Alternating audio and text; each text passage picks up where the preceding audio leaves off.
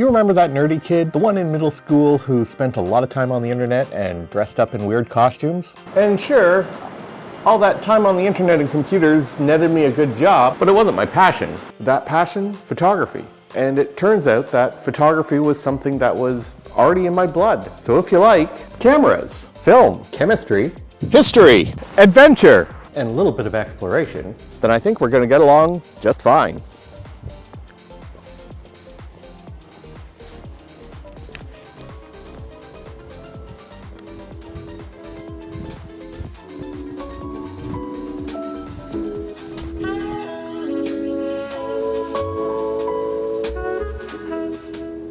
Hey there friends, welcome back to the channel. My name's Alex Laux, and today I am presenting my third and final system tour video, and I have saved the one that I use the most, both in my regular photography and in my professional work, for last, and that is the Nikon autofocus system.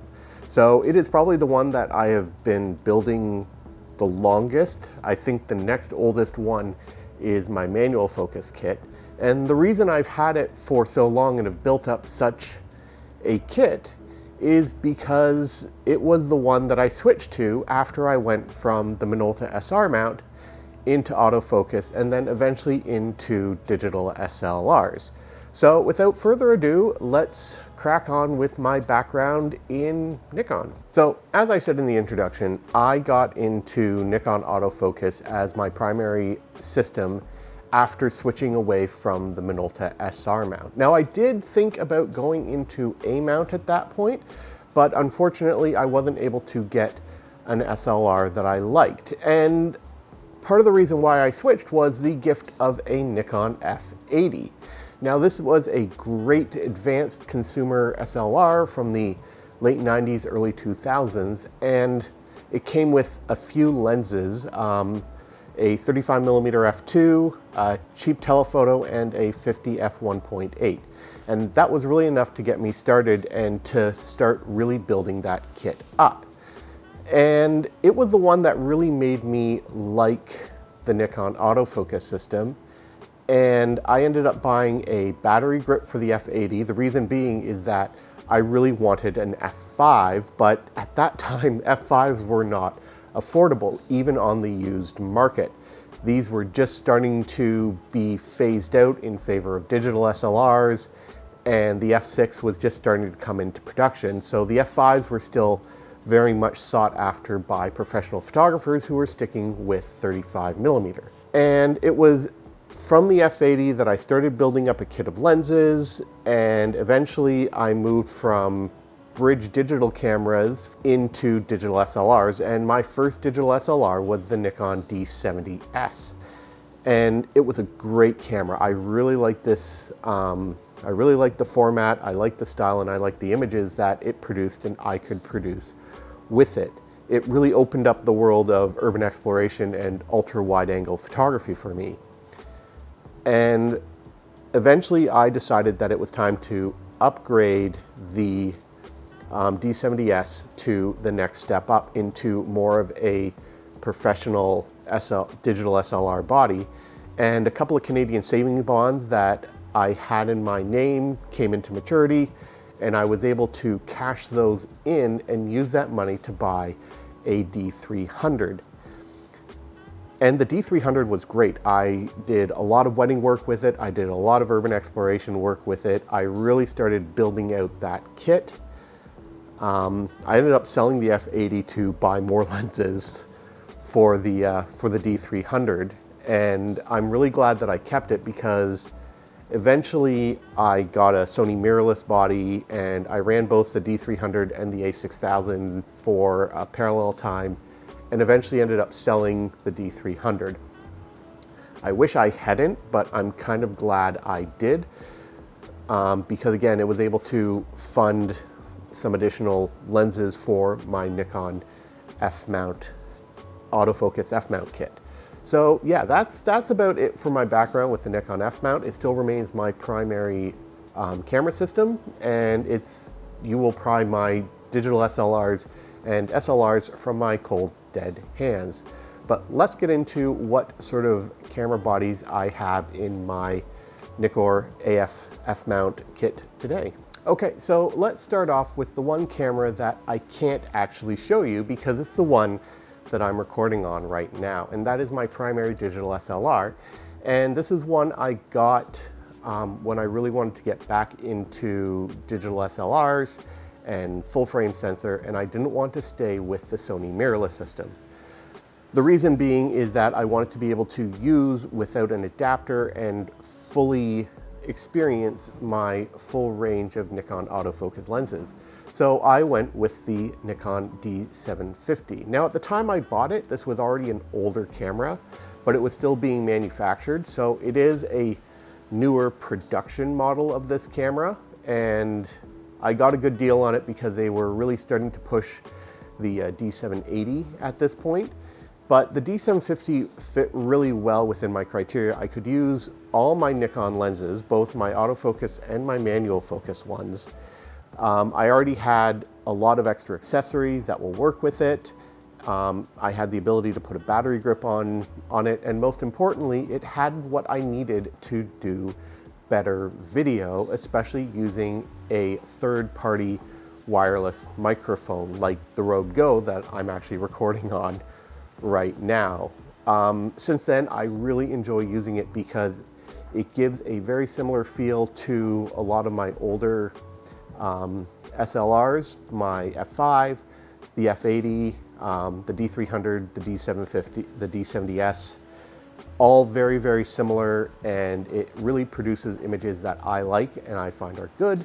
It just does what I like and what I do with it. And I really enjoy digital photography again since getting that D750. So for film SLRs, let's start with my one cheapy consumer grade SLR, and that is the F65. This I got from fellow film photographer and podcaster Sherry Christensen, who is currently on hiatus along with her amazing podcast, Embrace the Grain. But I would definitely go and give a listen to this podcast. For someone who likes really advanced SLRs and a lot of discrete control, the F65 is great because it is a knockabout camera. I can bring it along, and I really don't care much if anything happens to this. I would care more about the lens than anything else. It's a great consumer entry camera. The one thing I don't like about it is that it does only have a single command dial on it, and if you are in manual mode, it changes your shutter speed. You have to actually press a button to make it change the aperture. But I don't shoot a lot of times in manual mode, especially on this camera, so it's really no big deal, and this works with like 90% of all my Nikon autofocus lenses. And it's a little funny with this honking 28 to 105 zoom on it, but it works really well with some of my prime lenses. And then of course there is my main 35mm SLR. This is the Nikon F5, and this was a grail camera for me. When I first got the F80, I started looking more into the higher end Nikon SLRs, and I latched onto the F5. In fact, I like the F5 so much, and that's why I got the battery grip for the F80, so it would at least kind of look like the F5. But eventually I was able to purchase one of these when the prices came significantly down. In fact, I photographed a wedding and made sure I had charged enough money to the clients so that I could buy my F5. This is the camera that I take along when results matter.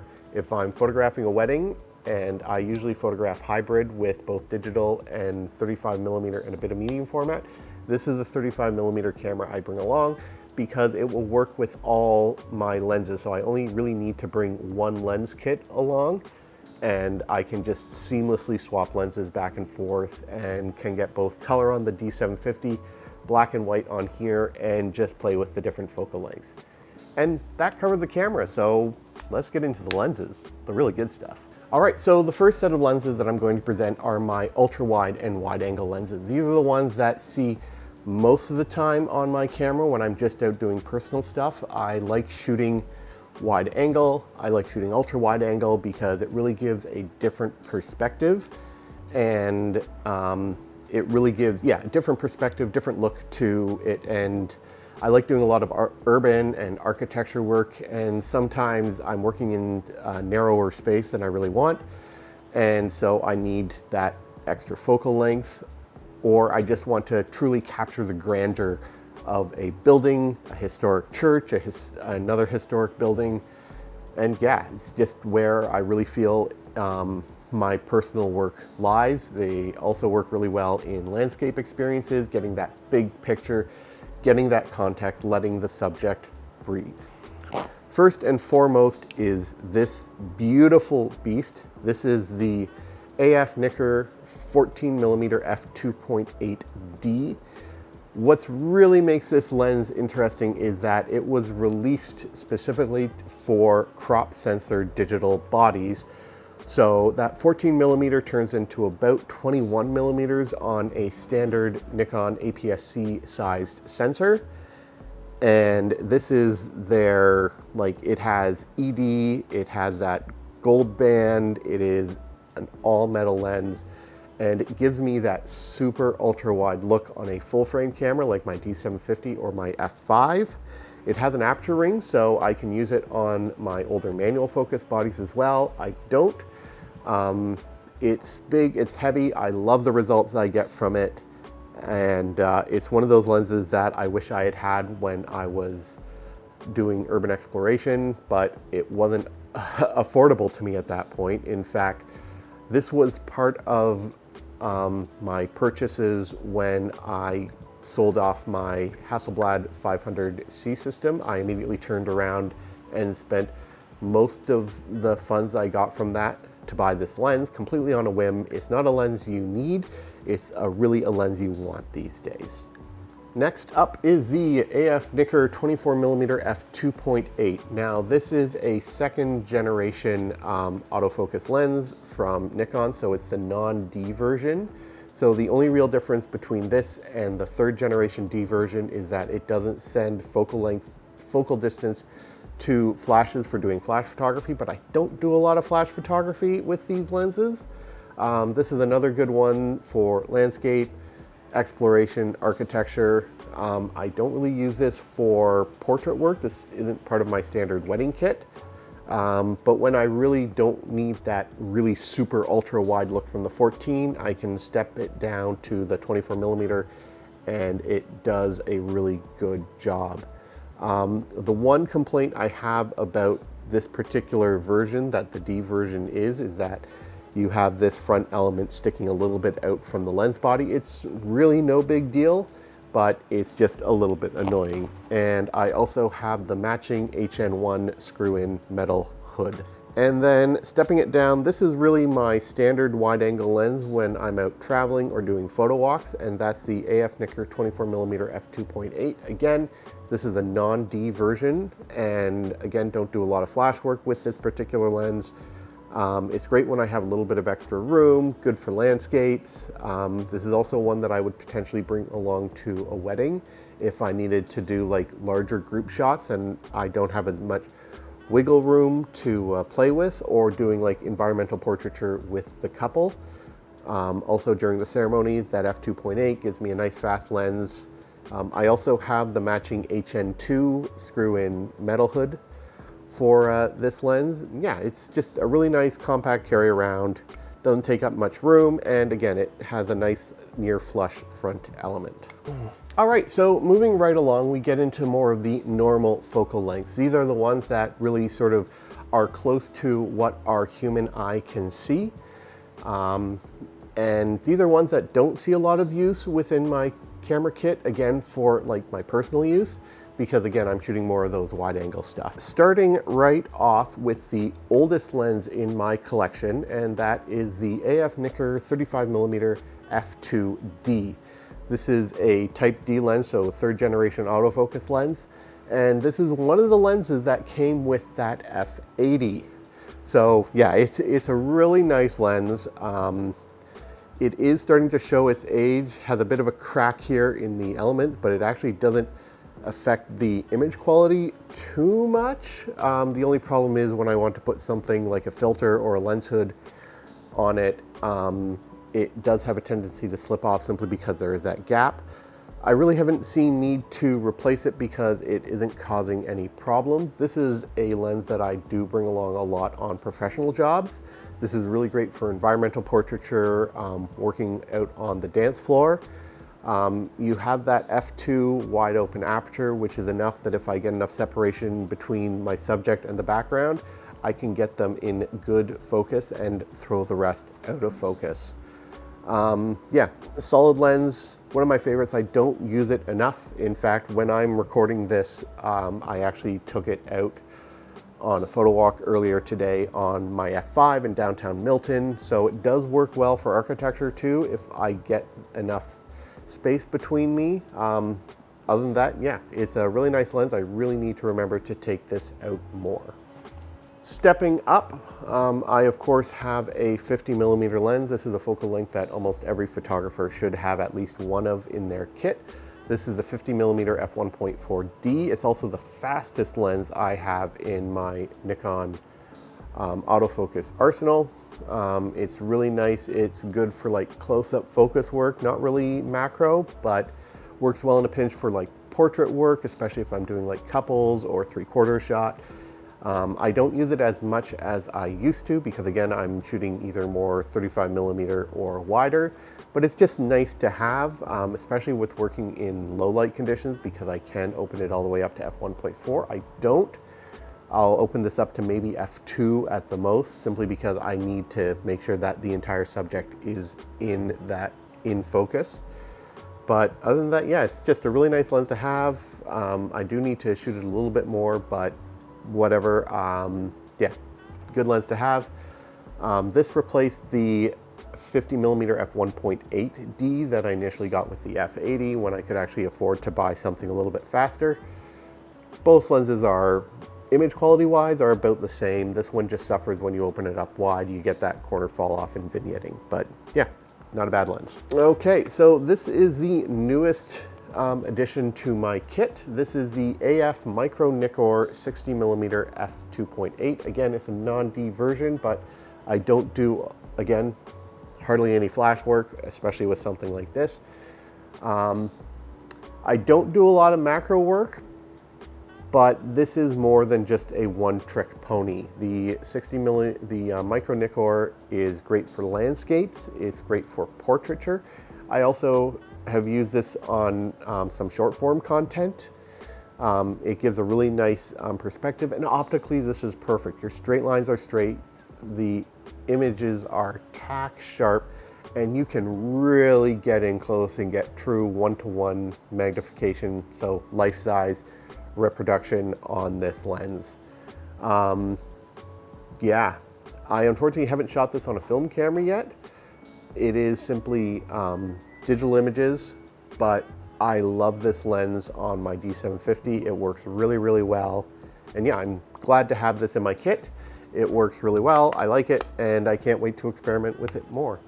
Okay, so in all fairness, a 60mm lens is technically within that portrait focal length, but I wanted to include it with the previous ones because it's just the way my brain decided to format this video.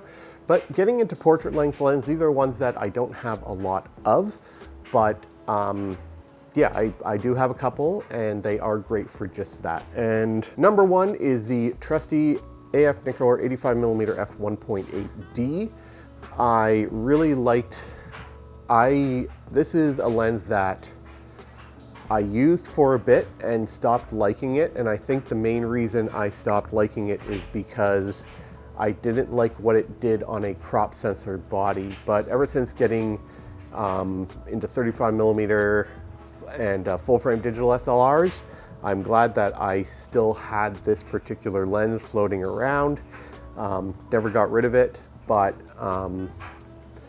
yeah, this is really great for portraits. This is one that I would use at a wedding. I also use it for street photography or just headshots.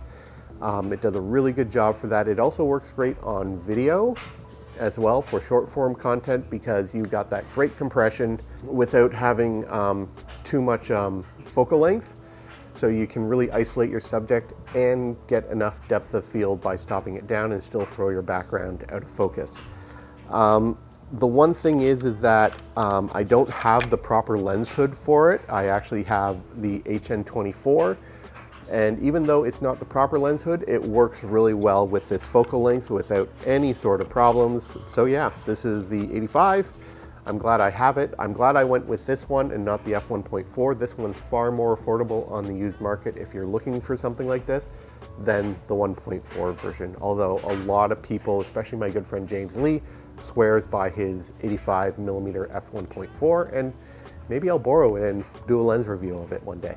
And then I have my big beefy boy. This is the AFDC Nikkor 105mm f2D. This is my favorite portrait lens. I really like that 105mm ever since I got my hands on the manual focus AIS Nikkor 105mm f2.5 classic Nikon lens. What's really neat about this one is that it is one of two lenses that Nikon had that had this defocus control. And it's a really difficult thing to nail the defocus control right, because you can actually control how the lens behaves for out of focus elements.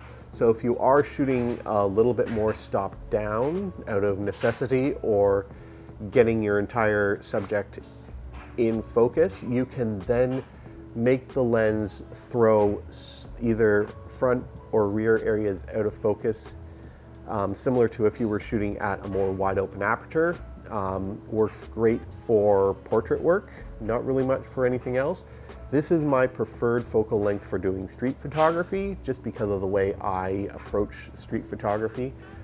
It's also really great for weddings and working on the dance floor, being able to isolate those guests while staying out of the fray and sort of keeping myself out of people's visual range so that I can truly capture candid moments without having them notice and say pose, which is something I don't really like in my event or the reception photos. But that's just the way I approach it. I got a really sweet deal on this one on my first trip to New York City, because it was a gray market lens. In other words, it wasn't an American design meant for the American market, it was meant for the international market. So it didn't really have coverage under Nikon USA, but I could get warranty coverage from Nikon camera, which again, being Canadian, it didn't really matter. This lens has seen a lot of work. You can see some damage to the lens hood, but rather have the lens hood take the dent than the lens itself. So yeah, that covers it for the prime lenses. Let's move on to the zooms. Okay, so while I am primarily a prime lens photographer, zoom lenses offer a lot more versatility, especially if you are working in a fast-paced environment and switching focal lengths back and forth just doesn't work. So I have invested in a handful of zoom lenses for my Nikon system, and some of them are far more expensive than others. But starting off with one of the Trinity lenses, and that is the AFS Nikkor 14 to 24mm f2.8G. This is the lens that made me love ultra wide work, and it was a really good deal I got on this.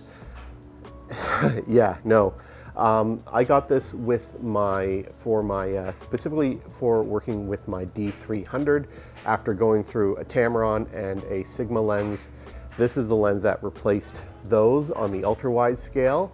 Yeah, it didn't give as wide as like the 10 to 20 from Sigma, but it gave me wide enough that I was really, really happy with my results. This is a fantastic lens. Like the 14mm prime, you have that aspherical front element. You have ED glass in this. The one downside is that it is a G lens, so I can really only use it on my f5 and my D750, which is perfectly fine for me. This is another lens that I bring along for landscape, for architecture work, when I sort of need that variable zoom, where the 14 might be too wide and I need to just bring it in. This is a great catch-all. I love this at doors open events. It's usually on either my F5 or my D750, and the 14's on the other camera when I'm dual wielding those. But yeah, 14 to 24, this is a great lens. One of those where if you have a crop sensor body, this will give you that 21mm on the wide end and really give you that ability to do some ultra wide work. Now, next up, you would probably be expecting the second lens in the Nikon Trinity, and that would be the 24-70 f2.8G. I do not have that lens because that is a lens really aimed at more digital photography, and I've heard some mixed things when shooting it with 35mm film.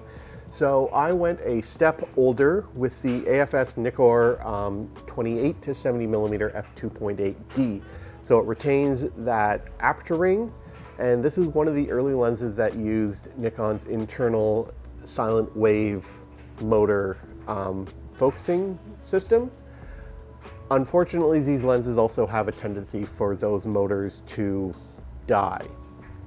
And that's what happened to mine. So this doesn't come out that often because it's essentially a very fast, very expensive manual focus lens. Thankfully, the F5 and the D750 have really great rangefinder technology in it, so it is no big deal. I also don't do a lot of work at f2.8, so I have enough level of forgiveness if I stop it down a bit to like f5.6, f8. I can still ensure that everything really is in focus. The worst is this died in the middle of a wedding and that I was shooting, and thankfully I was able to just quickly adapt to it and get going.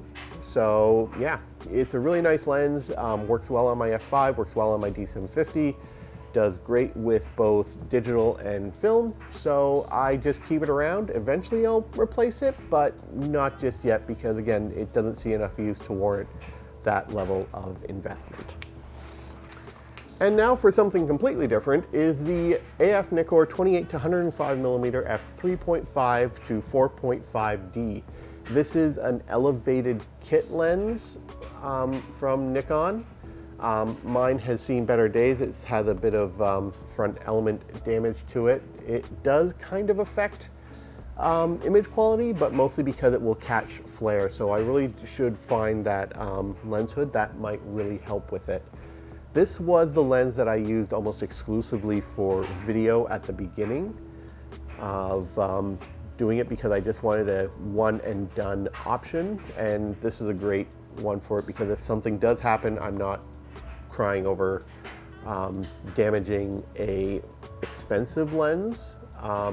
Yeah, might not be the fastest, but you know what? It does the trick, and even if you pull it all the way out to 105mm and keep it open to like f5.6, f8, you got the compression, so it still throws the background out of focus while your subject is in focus. It's a D-type lens, so I can use it on my older cameras.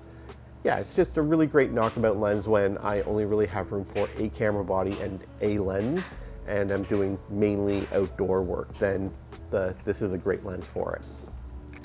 And last but certainly not least when it comes to Nikon lenses is the third in the Nikon Trinity, and that's the AFS Nikkor 70-200mm f2.8G.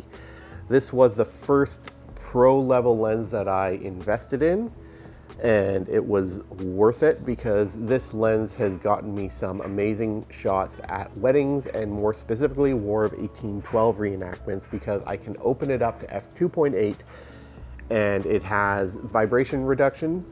This is just the first gen version of this lens, and it does really, really well with that, especially at reenactment events for night battles or even daytime battles. I can really reach out and get close enough to the action to get really good shots. The downside is this lens is really heavy and I don't bring it out that often because of that. In fact, I think my 300mm AI Nikkor is about the same weight as this, but it gives me that extra reach. This is a lens that, like I said, I bring it to weddings. It's great for at the reception when I'm doing the speeches or at the ceremony when I really need to stay out of the way of the guests or at the request of the minister, and being able to open up to f2.8 works great in low light conditions as well.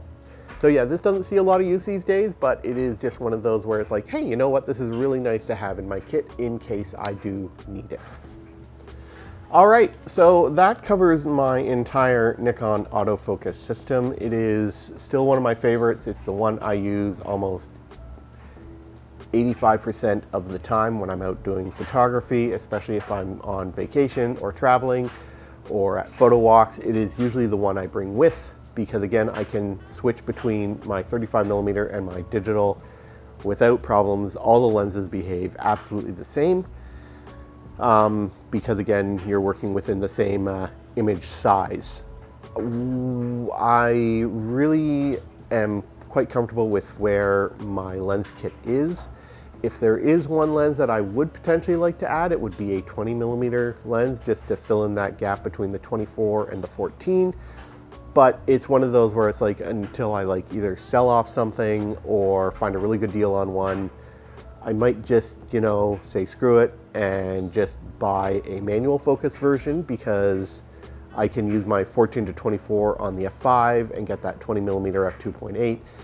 And if I have the manual focus one, I can use it on my manual focus and my D750 as well. In fact, I am using a manual focus lens to do this video, the 85mm f2 AIS, which is, again, great lens, and I'm really falling in with using that 85mm focal length a little bit more thanks to having the D750. But yeah, that's about it for this video. Let me know in the comments, what are your experiences with the Nikon autofocus system? Are you someone who shoots digital with Nikon autofocus F-Mount, or are you a 35mm camera version? What's your favorite autofocus lens, and which one do you want to add to your toolkit?